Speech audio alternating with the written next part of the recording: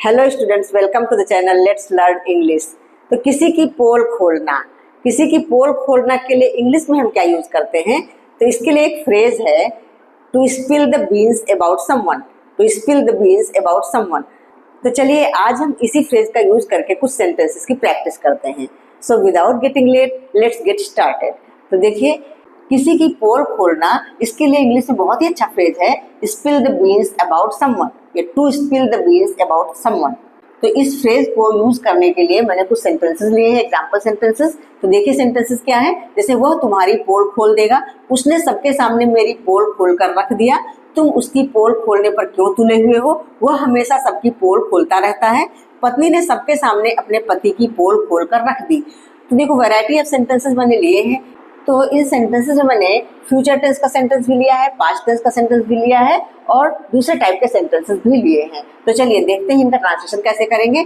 जैसे पहला सेंटेंस है, वह तुम्हारी पोल खोल देगा। ये हमारा सिंपल फ्यूचर टेंस का सेंटेंस है। तो पोल खोलने के लिए हम यही यूज करेंगे, स्पिल द बीन्स। तो इस सेंटेंस का ट्रांसलेशन होगा, he will spill the beans about you.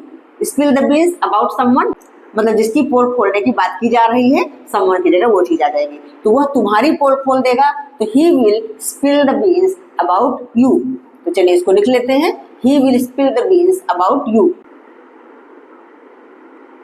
He will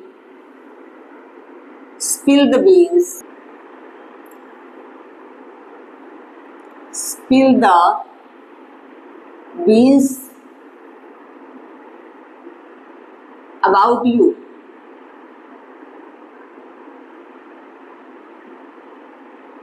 ठीक है, he will spill the beans about you. Next sentence है, उसने सबके सामने मेरी पोल खोल कर रख दिया। तो ये हमारा सिंपल पास्ट टेंस का सेंटेंस है। तो स्पिल का स्पिल्ड हो जाएगा। स्पिल जो है मेन वर्ब की तरह यूज होगी, टेंस के हिसाब से ये चेंज होगी। ठीक है, तो उसने सबके सामने मेरी पोल खोल कर रख दिया।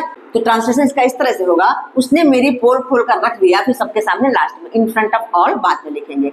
तो he spilled the beans about me, फिर in front of all.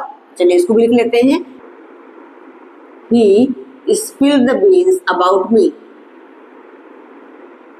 Spill का second form spilled, spilled the beans about me. सबके सामने, तो लास्ट में इन फ्रंट ऑफ ऑल।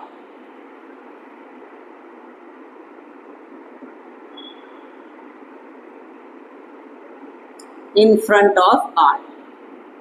इसका ट्रांसलेशन हुआ, he spilled the beans about me in front of all.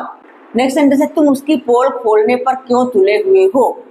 तो ये सेंटेंस हमारा इंट्रोगेटिव सेंटेंस है, तो उसी तरह से बनाएंगे इसको। तो इसका हो जाएगा, why are you bent on spilling the beans about him या हर। उसकी के लिए आप हिम भी यूज कर सकते हो, हर भी यूज कर सकते हो। तो चलिए इसको भी लिख लेते हैं। ये इंट्रोगेटिव सेंटेंस है, सबसे पहले हम क्वेश्चन वर्ड की इंग्लिश लिखेंगे। तो why are you,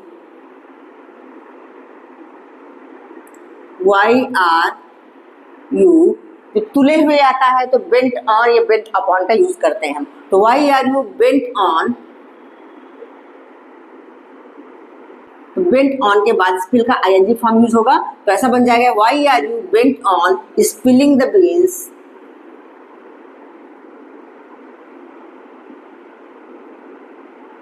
spilling the beans about him या हर। अबाउट हिम लिख सकते हो या इसकी जगह हर भी लिखा जा सकता है। ठीक है, इसका हो गया, why are you bent on spilling the beans about him her. ठीक है, नेक्स्ट सेंटेंस है, वह हमेशा सबकी पोल खोलता रहता है। अब इस सेंटेंस में आ गया खोलता रहता है, मतलब काम जारी रहता है, हमेशा ऐसा करता रहता है।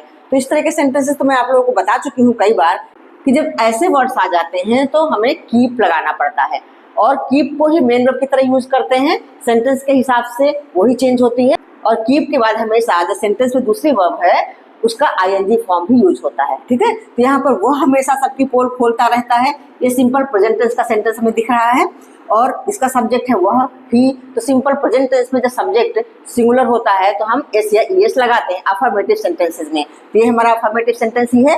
तो इस सेंटेंस का ट्रांसलेशन इस तरह से होगा कि ही ऑलवेज, हमेशा के लिए ऑलवेज भी लगाएंगे, ही always keeps spilling the beans about everyone.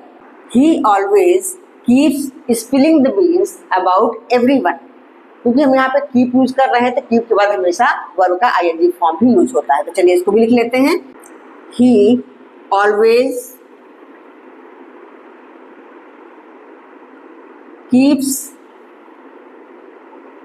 spilling the beans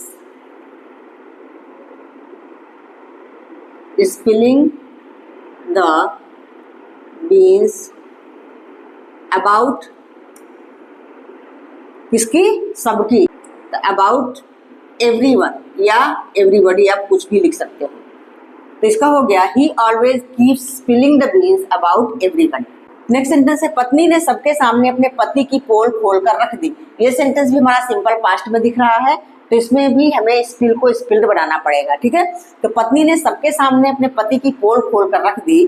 तो the wife spilled the beans about her husband in front of all, या इन फ्रंट ऑफ ऑल की जगह आप बिफोर एवरीवन भी लिख सकते हो, ठीक है। तो चलिए इसको लिख लेते हैं। The wife spilled the beans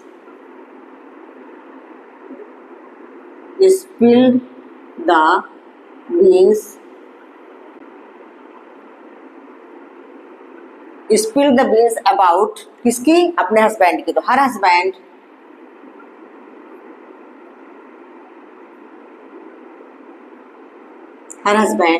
in front of all,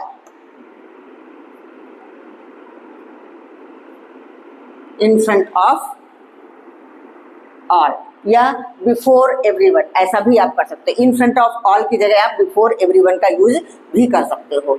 तो आई होप आप लोगों को सेंटेंसेस अच्छे से समझ में आ गए होंगे कि स्पिल द बीन्स का यूज हम सेंटेंसेस में कैसे करें, ये आपने सीख लिया होगा। तो नाउ इट्स प्रैक्टिस टाइम। एक सेंटेंस आप लोगों के लिए, अगर हम कहें कि किसी के सामने मेरी पोल मत खोलना, तो इसकी इंग्लिश आप लोगों को लिखनी है कमेंट सेक्शन में। That's all for today. See you soon in the next video with some more useful sentences. Till then, keep learning, keep practicing. Bye bye.